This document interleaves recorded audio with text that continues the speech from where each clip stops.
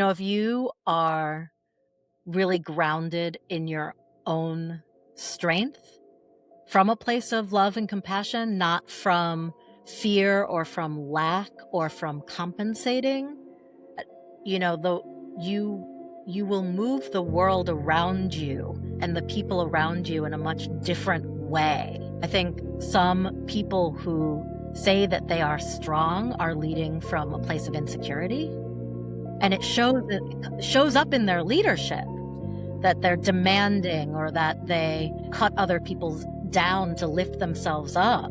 And that's not actual strength and power. It's coming from a lack. It's coming from a lack of internal power. And then you try to force change and action around you. Welcome back to Shine In and Out, the space where science meets soul.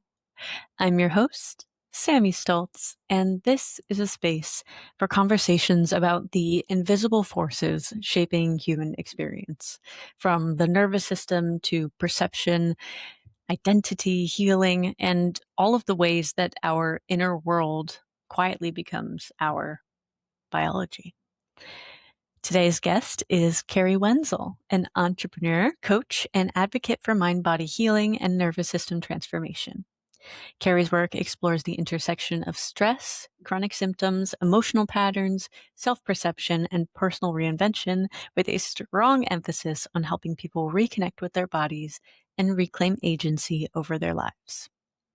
In this conversation, we explore the psychology of healing, the complexity of chronic stress, the stories people carry inside their bodies, and what happens when someone stops relating to themselves as broken and starts realizing that they're adaptable.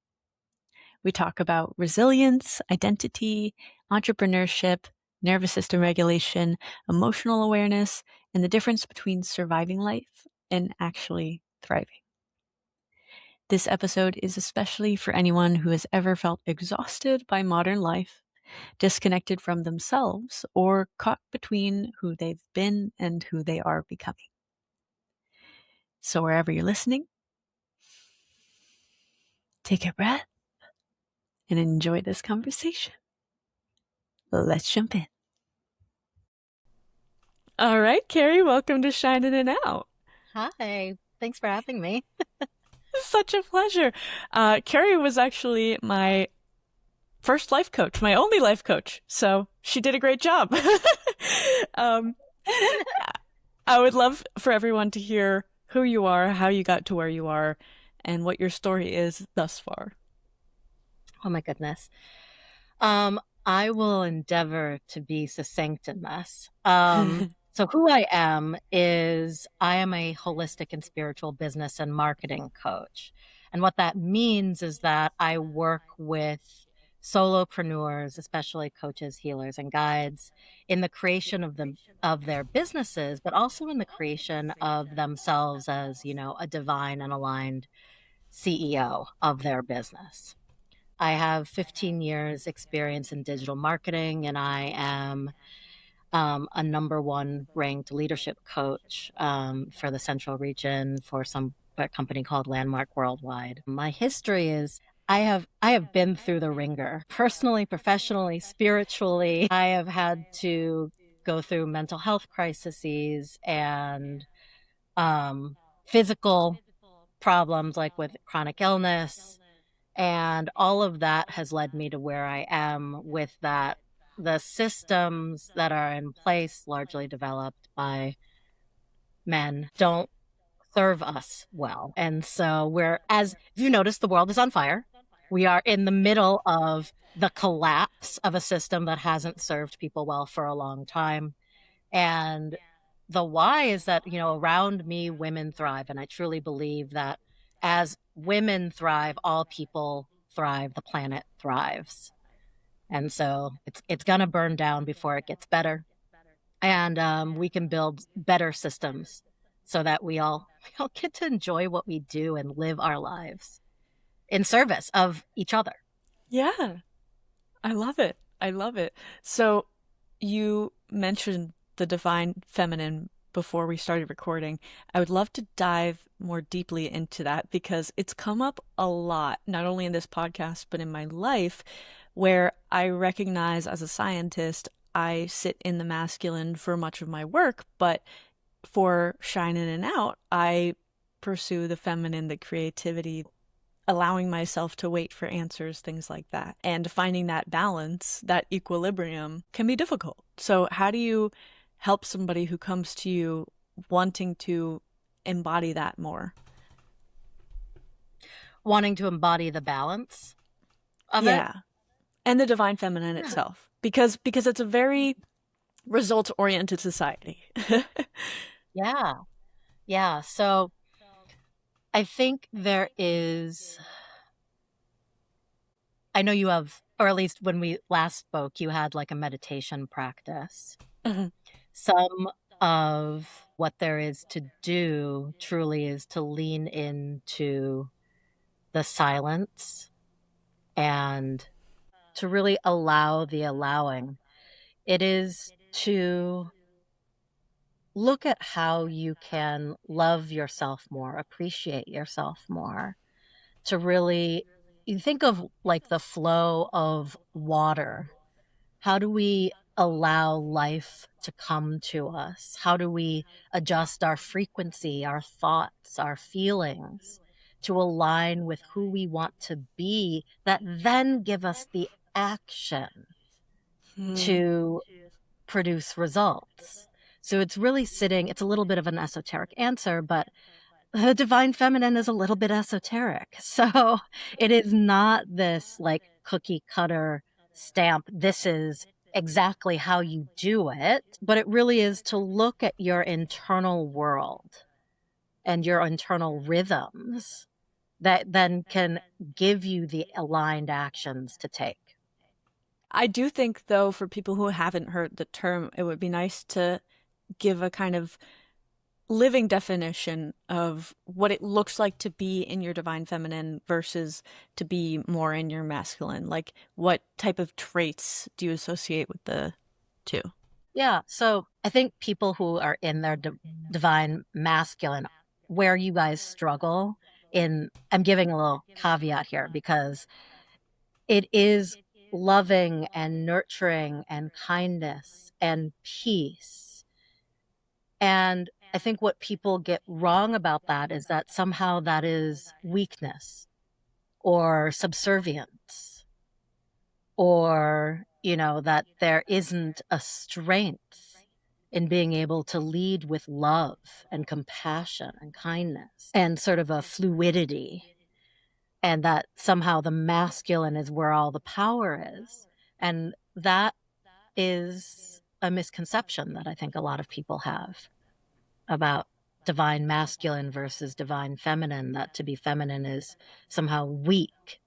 I would say that it is finding strength, power, and groundedness in love, compassion, kindness, and even peace. That's beautiful. And so you find your clients going from maybe the type of people who kind of feel that there need to be external things, results, and are focused so much outside of themselves, and you kind of bring them back inward to their core. And with time being in themselves, they're able to commit to action naturally as the masculine. Yeah, I think we work both sides of it. Mm-hmm. So there are your your thoughts create your beliefs, create your reactions, right? Or your actions in the world. And so there is to go in and see, sort of to uncover. We do a lot of excavation, a lot of exploration of your internal world. What are your beliefs? Where do they come from? Are they real? Are they valid? Are they helpful? What are you being in response to? Are you acting through fear? And once we begin to create a more aligned or healthy internal world, we can then get to the actual structures of building a life or building a business. What actions do we take? A business plan, a marketing plan? How do your habits, your daily actions support you being a creative human being in the world? So it's not one or the other. We really do hold both as being valid and necessary Yeah. to be and create and thrive. I love that. One thing that I have kind of created as my own hypothesis is that we should be looking at it more as an equilibrium instead of a balance, Yes. because each Ooh. individual, you can't have, and it's scientific in nature, of course, that it's not, the products and the reactants aren't going to be in equal amounts when you're in equilibrium, but they are exchanged at a equal rate. So some people sit more in the feminine, more in the masculine, and it serves them very well. And if we were all the exact 50-50 ratio, we wouldn't have as much diversity in personality and action. So my idea is that people need to find their personal equilibrium between the two. Like, what feels right? What do you think about that equilibrium as opposed to balance? I think to your point, we're all designed. Well, you didn't say this. I'm going to say this. We're we all come here with both. We both have masculine and feminine inside of ourselves, and I think to your point, it is finding sort of that fulcrum of where on the spectrum you fall. And so I think to the extent that people experience some difficulties in their lives, that there may be an imbalance of masculine and feminine energies in terms of allowing and creating with love, kindness and compassion, and then going and the doing of things. So I think your hypothesis is valid. Thank you. I but of course the connotation of CEO, when you think of a CEO, you think of like strong, hard, gets it done, in control of everything. And because of that, of course, I'm sure you're aware of the misconception, especially, and the dichotomy between how people react to a male CEO being that rock and a female CEO attempting to embody that same masculine force. And it comes out in an entirely different respect versus, I don't even know, judgment and disdain. So Yeah. how how can we change the narrative of, in order to be a leader, in order to exhibit power and do so from a place of love, that it is just as valid as a place to come from as force? Yeah. So I think part of it is, in order to change the narrative, you have to change the listening, because it is the listening that is it's a societal listening of Mm. women, that when women are in their masculine, that we are witches with a capital B, or that we are difficult, or that somehow we aren't getting the job done. And I think that we could all, even men, could stand to lead with more love and compassion and kindness. But it's this societal listening of those traits of being weak Yeah. that I think has, that a certain sect of our population believes that compassion shouldn't be taught in schools, that our children Mm. should, that this is somehow a woke idea.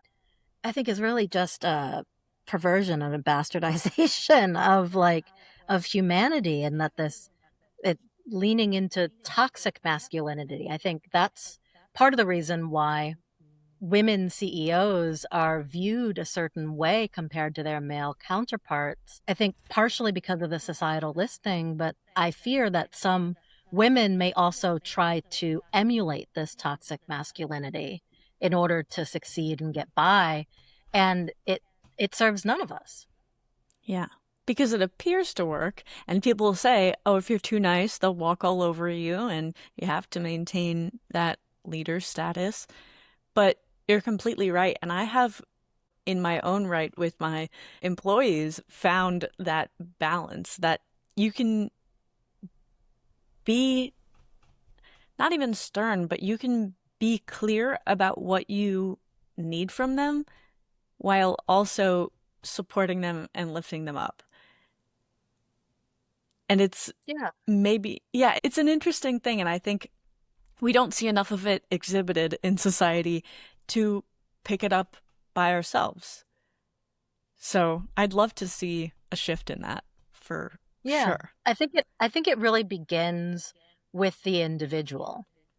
If you are really grounded in your own strength from a place of love and compassion, not from fear or from lack or from compensating, that the you you will move the world around you and the people around you in a much different way.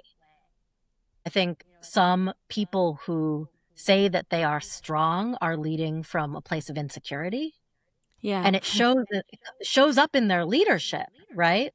That they're Yeah. demanding or that they cut other people's down to lift themselves up. And it is not that's not actual strength and power. It's coming from a lack. It's coming from a lack of internal power. And then you try to force change and action around you, which, is That's is also not. fear based. Yeah, it's all. It's fear And disguised as strength. yeah, exactly. And I think we're seeing a lot of that, a lot of that coming up right now Yeah. in the world. And so you propose becoming whole within yourself, fully knowing yourself, fully loving yourself. You wouldn't feel the need to succumb to those techniques. But it really is a common thing that I see in clients and people in general that Right. they're afraid of slowing down and actually listening to their thoughts, to themselves, actually being in a state with themselves without distraction. Why do you think that is? Oh, I mean, there's it, there's lots of reasons why that is. Society has has instilled fear in us. I mean, it starts with the basic principle that they try to instill within us that there's not enough. There's not enough for everyone to go around, which is a Mm-hmm. fundamental lie. There is enough. Full stop. There's enough air, there's enough water, there's enough food, there is in fact enough housing. And money's a construct. There could be enough of that too if people didn't hoard it or Mm-hmm. our structures Mm-hmm. actually worked. And technology actually is designed, unfortunately, as a detriment. The way that social media and our phones, they've been designed as tools to get our attention and our money. And it is a detriment to our nervous systems and leaves us in this always on, always chasing state.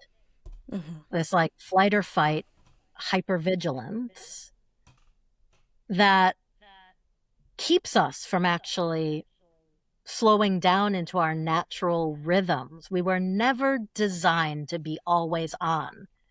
Like Yeah. literally not. We have to sleep. We are Yeah. designed to be in action and then come back and rest and to have this sort of ebb and flow of action and rest and recuperation. And so I think our brains just get programmed. You get addicted to the dopamine and your brain is on drugs, right? Your brain is constantly on drugs, cortisol and dopamine, right? And Yeah. so people resist slowing down because they're addicted to that always on high. But when you don't, you burn out because we're just not designed for it. Yeah, think about it. If you're a squirrel and you're always in fight or flight, you're not going to have any time for your body to heal. You're not going to have any time. Like, it's just a logical evolutionary thing. Yeah. But I think people don't see what they're doing as being constantly activated because they're so used to it, because it feels like rest to sit there and scroll. But you're not actually resting. And people are often confused. Like, I'm getting plenty of rest. I sit on the couch for a long time. But like you said, it's not neurochemically resting. It's not, but and that's the thing. We are neurochemical beings. Like you must you must get that rest, and also this is both biological but also spiritual and frequency wise. If you're scrolling on social media, you want to look at the content of what you're ingesting, Mm-hmm. that you're aligning yourself with. Like so much of it is fear and doom and lack because, if And it bleeds, it separation. leads. And separation, right? You versus me, us versus them. And so whether you realize it or not, your brain is getting it, right? And I Yeah. point back here because I'm like, your poor little amygdala is just like on fire over here. Yeah. Um, and kicking you into flight or fight when you're supposed to be resting. Because your brain doesn't actually, it's not that good at telling the difference between real threat and like your phone going off and emails Yeah. and phone calls and this person screaming about how we're all under attack, which I mean is literal, but like it doesn't know that it's not happening right now to you. So it's going to fire off all these chemicals in your brain. So I think people now, because we're so used to it, the threat becomes resting. Yeah. Like your And brain and interprets rest and down as yeah, threat. before the age of social media, we really only had those alarms going off in our community. And so it was more seldom, it was less overarching, and now we're hearing about all of the horrible things happening in every little corner of the world and feeling it as our own fear. So obviously we cannot blame ourselves for being in that state, but awareness is what creates the ability to move forward in a healthier manner. And I've been Yeah. thinking about it a lot. This technology, this AI, all of these things, people are in this state of fear. It's going to take our jobs. And I'm kind of not excited because I know that we all need to be in the right headspace for this to occur in such a way. But technology could allow us, for the first time, to embody our humanhood fully, to not have to live in survival, to not have to worry about producing and working, and to be able to actually embody our creativity and what makes us human, because the computers can do all of that handiwork. So it could be beautiful, but we're choosing to be in fear, and we're choosing to, and that brings, like you said, scarcity versus abundance. We live in fear. We live in scarcity. As far as I'm concerned, emotionally, there are really only two overarching things. You got fear and you got love. And love as in unconditional love, not what can you do for me? What can I do for you type love. So for people to be able to distinguish where they're coming from, whether it's fear or love, would create much better leaders. How would you recommend that people could distinguish for themselves where they're coming from? I mean, that is part of when I talked about like getting quiet. Some of it is knowing your own mind and your own levers. If if you don't know, I would get really interested in where a thought comes from. Yeah. There are origins. A lot of us are walking around living our lives as wounded children, quite frankly. Yeah. And so if something feels familiar, I would suggest you get really interested in where that is coming from. Because a lot of times when things feel familiar, it's like you always get angry when your coworker Susan does X, Y, and Z, like, or somebody just really triggers you and you don't know why. There's something underneath that within you. So a lot of people will say like, "Oh, you just need to like cut out toxic people Hmm. and then everything's going to be okay."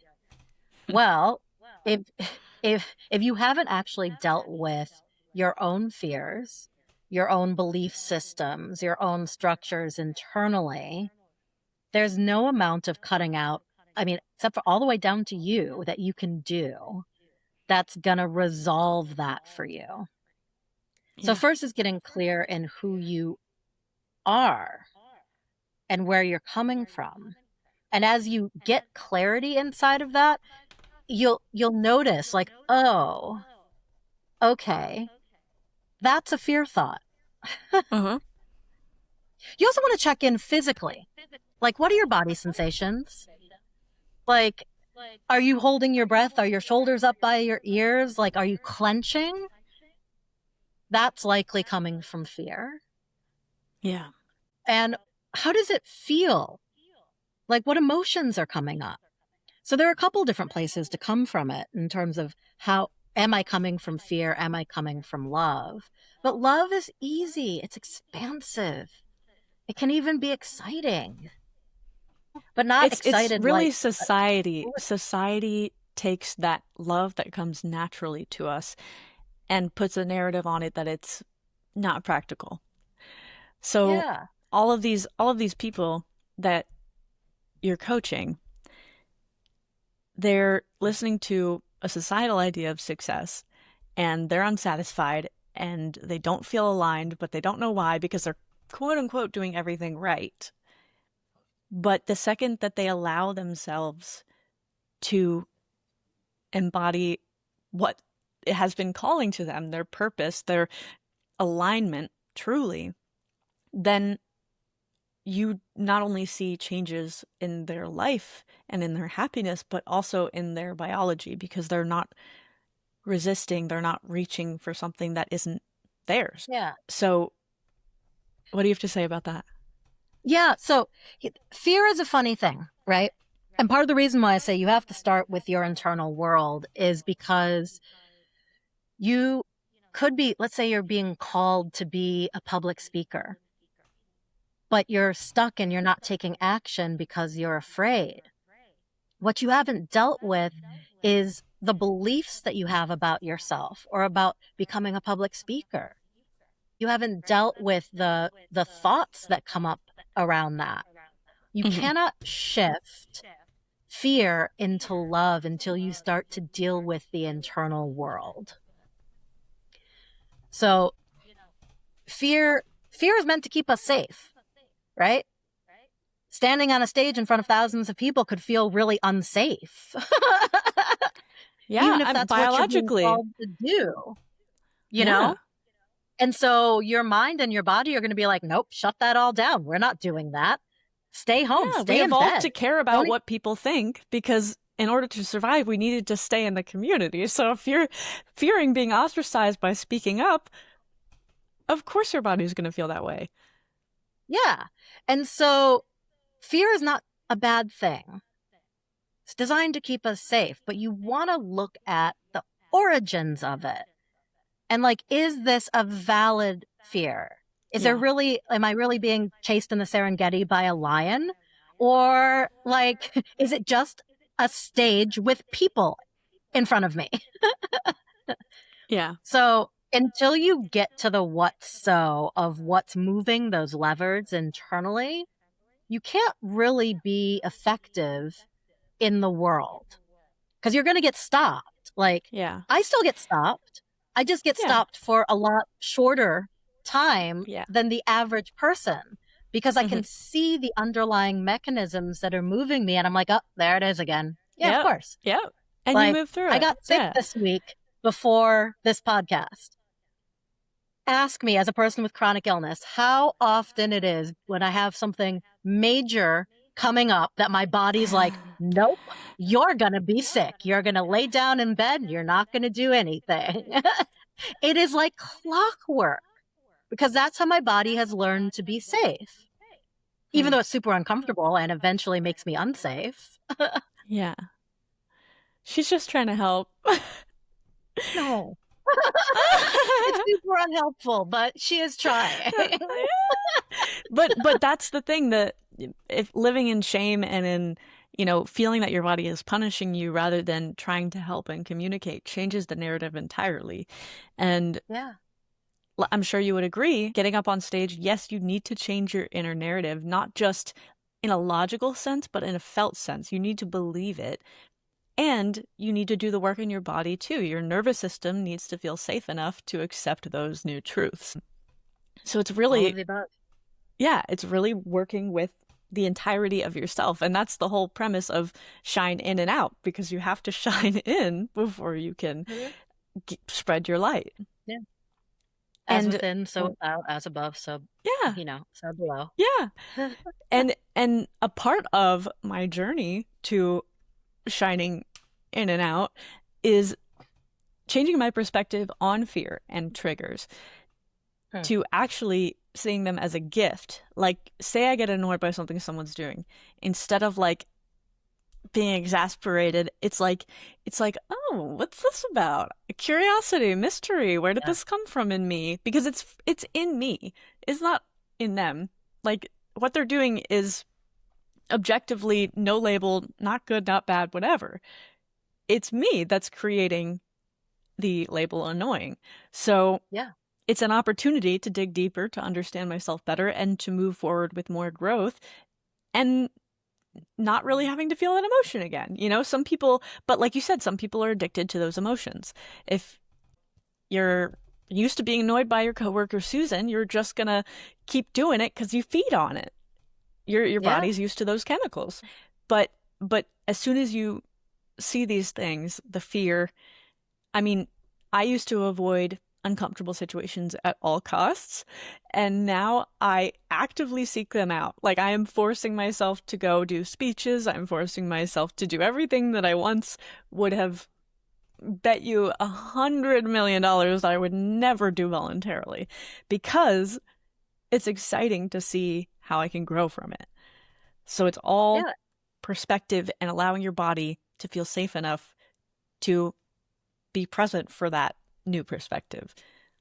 It's also sort of going to the gym on that new perspective, or like that vision of who you say you want to be in the world. I mentioned to you that like I have a different cut on like manifestation. And some of that is that you have a vision for the future that you want for yourself, but you have to take those actions to begin to get your poor little animal brain to get on board. So that forcing yourself to do the uncomfortable thing is providing proof to your brain that that new reality that you're creating is possible. And so it's essential, unfortunately, to get a little uncomfortable for what's possible, for the vision that you have for yourself for the future. And that's where people get stuck, I think, often, is they're unwilling to, they really just want to say like, okay, I'm going to sit here with a new affirmation. I am a millionaire. I am a millionaire. I am a millionaire. And your brain says to that, liar. Yeah, right. Yeah. It says, And there's a lot you can do to if you want to be a millionaire, don't hope and pray for the lottery to find Hmm. you. First of all, it's if you're not a millionaire already, if you get $1 million, it's going to disappear. If who you actually are for yourself is somebody who's bad with money, and that money never sticks around, and you're actually poor internally, you're going to make sure that that's the future that you're living into over and over again. And so to begin to see actual change, you, there is there are so many things you can do, but you've got to be in action. So yes, great, an affirmation, but maybe it's like, I release resistance to being good with money. Yeah. I release resistance to money finding me. You've got to deal with the resistance itself first. And then, okay, if you want money to find you, yes, do the visualizations, write the affirmations, say the affirmations, like deal with your internal world. But you got to look for opportunities in action for that money to come to you. It's why I Mhm. say generating, not manifesting, Well, yeah, because yeah. you've got to be in action around it. Yeah, because you have to be the whole thing is that your brain is looking for the things that you're constantly saying. So if it's saying beautiful opportunities come to me, it's going to be looking for those opportunities, but you actually have to take them when you see them. You're more likely to see them, Yeah. but you do have to take them. You have to walk through the Yeah. open doors. Um, and one of the greatest things that I got from you was the learning to, first of all, just listen to my intuition. Because I was such in a logical space, my whole career is logical, my whole everything. And I was not listening to my intuition until I learned how very helpful it would have been if I had in certain situations. And so you helped me really sit with myself, get in my body, and learn whether certain things felt like a yes or a no, and what a yes or a no Mhm. felt like. And now it is so much easier for me to make decisions because it is clear what a yes feels like and what a no feels like. Um, so I think that's a huge thing that a lot of people, they spend most of their time deliberating in their head and not listening to whatever feels right or wrong in their body. So we did some exercises and whatnot, but for Yeah. just a quick and dirty for someone listening that's like, what does a yes or a no feel like? Like, can it really be that easy? What would you describe it as, that journey to finding your alignment of yes and no? Yeah. So you can a quick way to do this is to just think of any time that you've been truly happy or things have been really easy. And you may have to go back to childhood for this, but like you find a memory and you put yourself back in that place. Like, is the sun shining? Like, how do you feel? And it is a full yes, is this. Like the energy is really high in your body. It's going to feel energetic, but in a way that's supportive. It's expansive. It's like, I'm trying not to define yes by saying yes, but like everything about you is like, you want to lean into it. Like you are ready. Like, let's go. And sometimes I'll even just look out and say, like, does it feel like forward momentum? Hmm. And a no, it's like you are gonna resist. It feels hard. It feels crunchy. You start like even just thinking no, like the muscles in my neck are starting to like tighten up. And one thing I want to say about this is you want to be curious or suspicious of if you were a full body yes, and then right afterwards you get slammed with a no, Hmm. because that's the protective fear that kicks in. You want Hmm. to listen to what I've your had that. initial response is. Because when you create something new, what's automatically going to show up is its opposite or some protective something, because new is scary. New, change, scary. Oh, yeah. Evolutionarily, like, we don't want new. But it's also the only fully guaranteed thing in life is change. So It is. might as well get accustomed to it. We are absurd creatures in that way, right? Change is inevitable, necessary, part of our lives. And internally, our poor little brains just terrified of change, right? Yeah. Poor For the most thing. part, until we work ourselves through that. Mhm.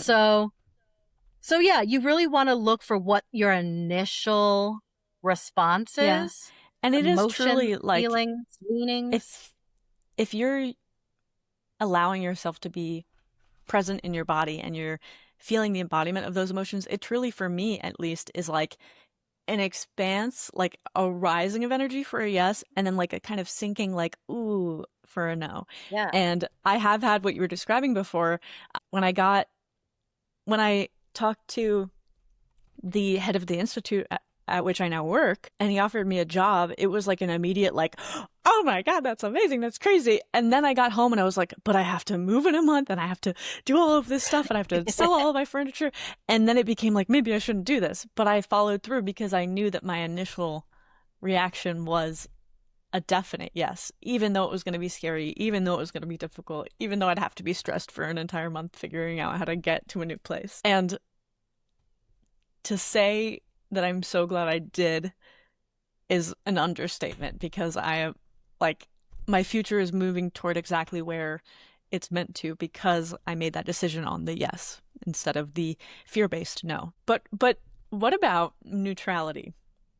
Because when you get to a place where you're always looking for the yes or the no and it's easy to discern, neutrality can be maybe like a uncomfortable red flag. What do you do when you encounter neutrality? I'm not sure if neutrality really exists. Hmm. I think maybe a lack of clarity can exist when there is a yes, sort of a yes and a no at the same time. It's sort of like the freeze response. Hmm.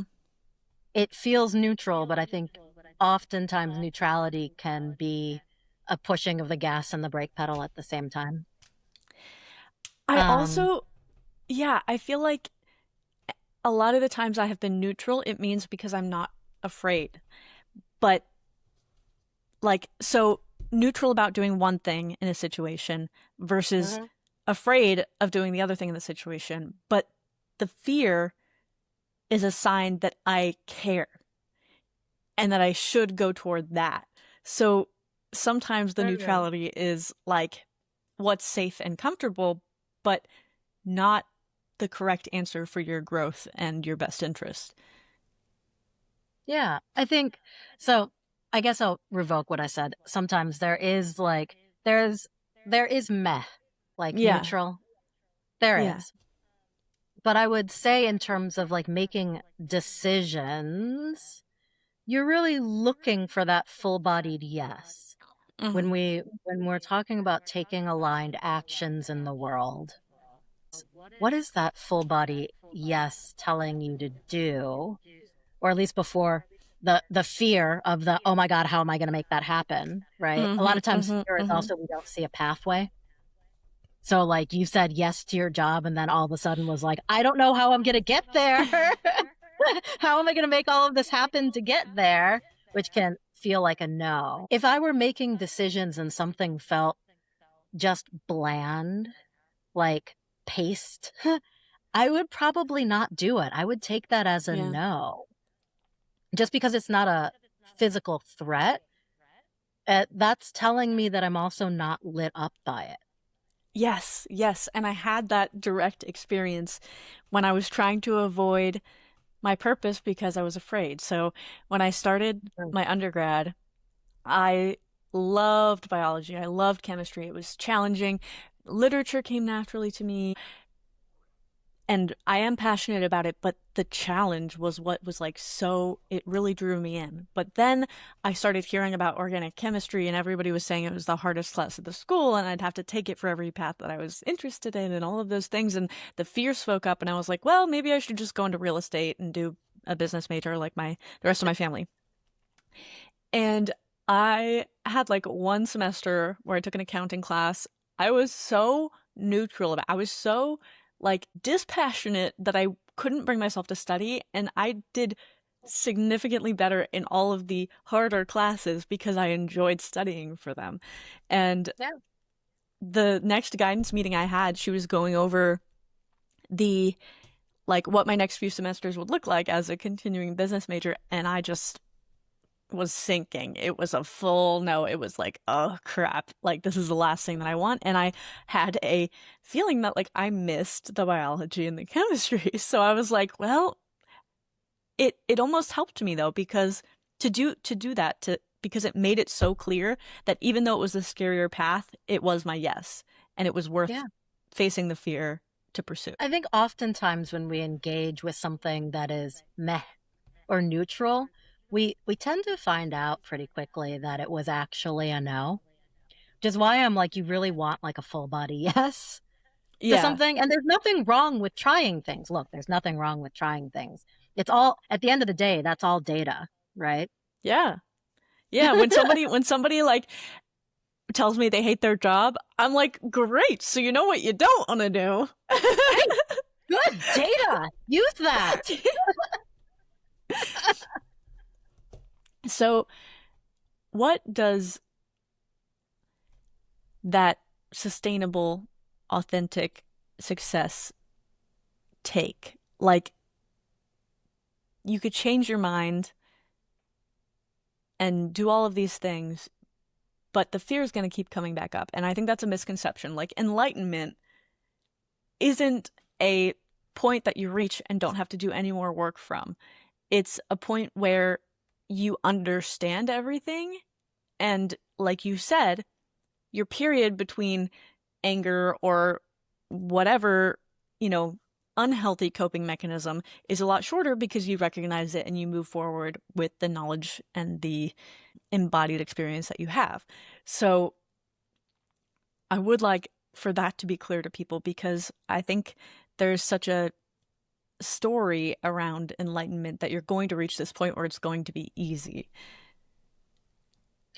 Well, so I want to make a distinction between alignment and enlightenment. Um, so like true enlightenment is like really there is no struggle anymore. Like fear doesn't exist inside of enlightenment. And I'm not sure enlightenment is a goal for most people on the planet. Honestly, like we didn't come here. We came here for some of the struggle. I know it's hard for Teaches a people to lot. like, but like when you are really fully one with the divine and you're like in a state of enlightenment, like Buddha, there ceases to be struggle because it is all just life. Hmm. And you're in an experience of divine love where there is no longer any fear. No I resistance, think, no challenge. yeah, but I'm going to be really straight with you. I don't think most humans, you have to really dedicate your life to like achieving enlightenment. And even then, a lot of people don't get there because they keep trying to get there. It is a paradox in and of Yeah. itself. Yeah. But alignment, we can shoot for an aligned life. So it really is what success looks like inside of that is deeply personal, but you have to know and be at home with the kind of life you want to lead. So some of the conversations I have with my clients is like, well, what do you want your business to look like? How many hours do you want to work a week? Do you Uh-huh. want your business to be seasonal? Mine, like, I go spiritually, energetically, dark in January and February. And what that means is like, I want to sit by a fire and read and learn and snuggle and eat. And I don't want to be creating and generating in deep winter.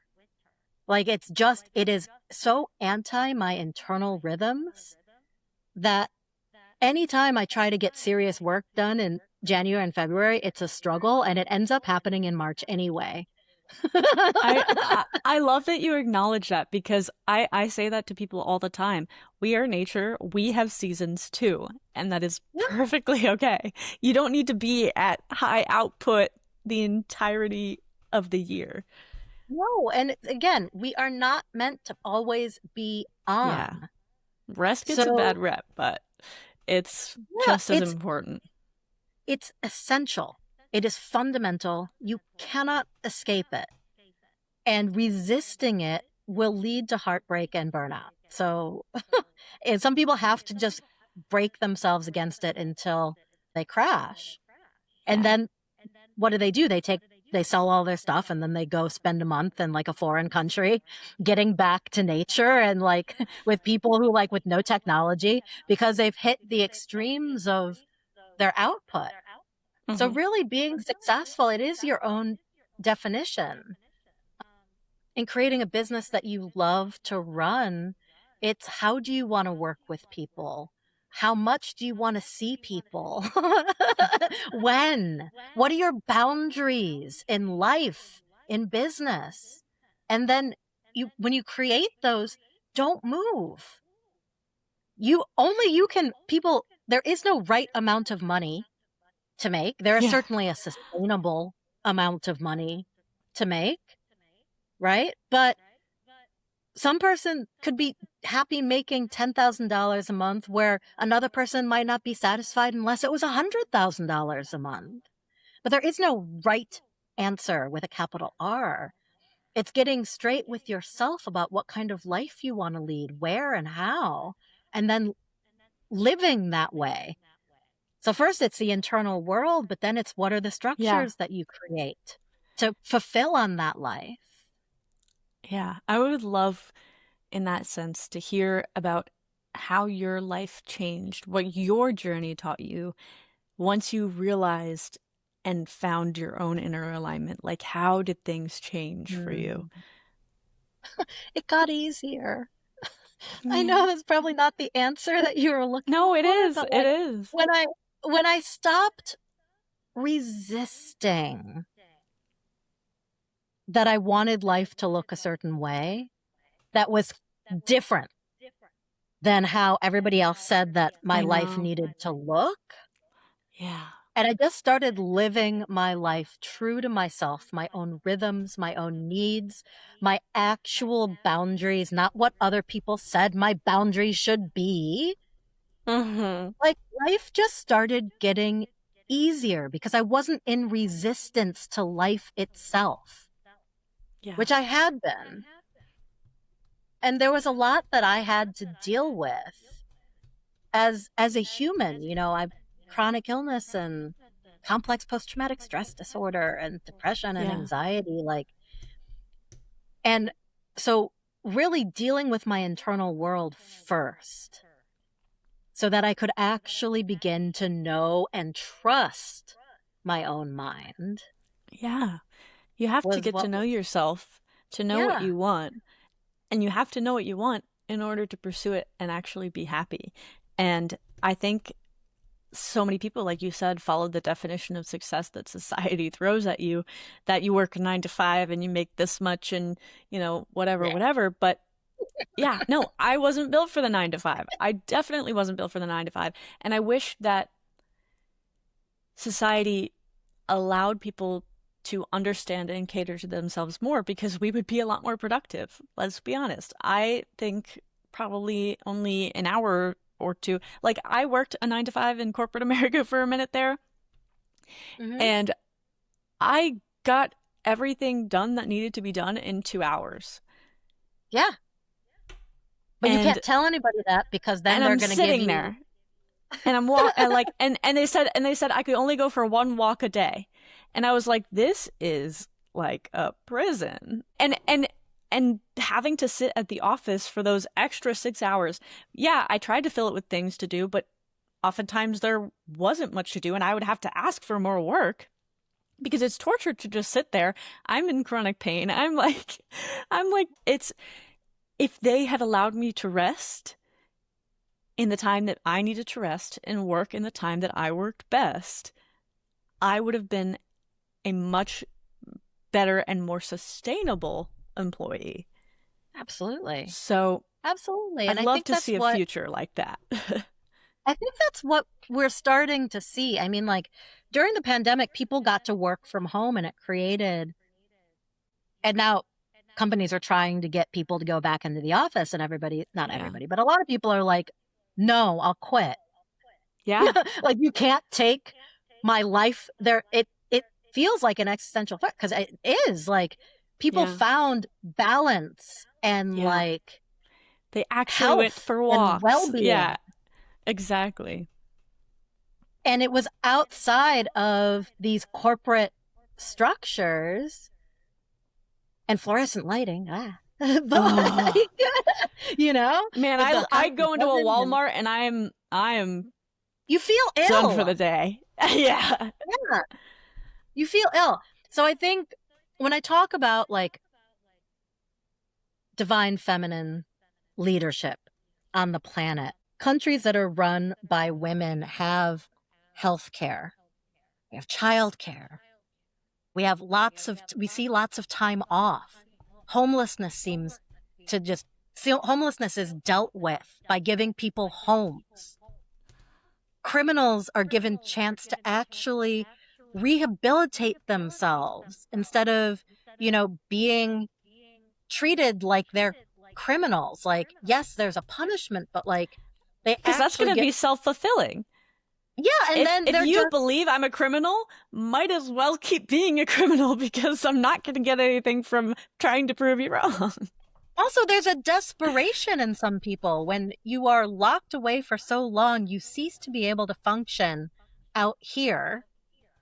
And so then you get used to just being locked away and treated as less than human because you know that system. You can exist in that And it system. feels safe. Yeah. Yeah.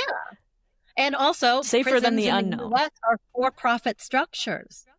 So it's not in their interest to treat people like human beings, to give them hope, to give them purpose, to have them be. Now, I'm not talking about the section of the population that is dangerously mentally ill, right? Your Yeah. psychopaths and like people who really should potentially be in a more structured hospital environment for the rest of their lives, right? I'm talking about people who committed crimes that at the base of which are societal problems from Yeah. poverty or from un- undiagnosed, untreated mental health problems, not again, psychopaths. And so when you have women leading countries, these problems are dealt with love and kindness and compassion. Crime rates drop. And so when I say, like, I want more divine feminine leadership in the world, it is this strength and action leading from love, compassion, and kindness. And then the actions in the world that lift up people and planet together first. Yeah.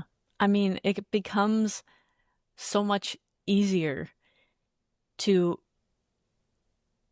be a functioning member of society if you feel welcomed to do so. Yeah. And that goes for all of us, not just the imprisoned. Like, we are in, I feel like I'm going to quote the Matrix here, but we are in prisons of our own mind. I just wrote a poem about that. That's so funny. Yeah, but it's true. I mean, society teaches us that, but nobody's actually keeping us stuck at the end of the day but ourselves. Yeah. There are the structures, the reality, right, of poverty and the structures that are against us. But a lot of times it's us believing that those are real limitations, that we can't get out of them, that we're stuck where we are, that actually keeps us stuck and from taking actions to alter it. Absolutely. Carrie, this has been such a wonderful conversation. I'm so excited to share it with everyone. Thank you. For the I've enjoyed person it. listening that feels disconnected from their path and doesn't know where to start, how would you invite them to begin on this journey? Uh, well, you can follow me on Try and Soul Education on TikTok and on Instagram. It's also tryandsoul.com. But the first part really is being willing. Are you willing to to take a path that isn't an easy one, but is a fulfilling one? And beginning to sit with yourself and begin to know your own mind and your own heart. And those are things that I talk about um, in my social media and that I work with my clients is really getting to the heart of who is coming home to yourself, who you were meant to Yeah, be in the world, and then creating the business plan, the marketing plan, the structures, right, to create those businesses, and the human habits to create yourself that way. that's beautiful. It's like the metaphor that I use that you're taking people back to their heart of gold because society and experience and trauma cakes layers of dirt over it, and you need some help sometimes to pressure wash it off and see Yeah, your true self and embody your true oh, self. I Yeah, have that so mental image now. The pressure washer. yeah, Yes, yeah, you're the pressure washer. I am. I come shoulder to shoulder with you, though. We go through it together, really. Yeah, Um, and that's the beauty of being, a coach who comes from the divine feminine is that I really do come shoulder to shoulder with my clients and we walk hand in hand in this journey. yeah, So it's beautiful, it's Carrie. been an Thank you honor to so be with much. you. Thank you. Thank you. Thank you, Carrie, for being here today and sharing your experience and your wisdom with us. If today's conversation resonated with you, consider sharing it with someone navigating healing, stress, reinvention, or the long process of reconnecting with themselves. And if you'd like to explore more of Carrie's work, you can find her coaching platforms and educational content focused on nervous system healing, mindset, and holistic transformation in the show notes. As always, this show exists to explore the space where psychology, biology, and human experience meet. I'm Sammy Stoltz, and I'll see you next time on Shining It Out. Stay grounded, stay curious, and keep shining.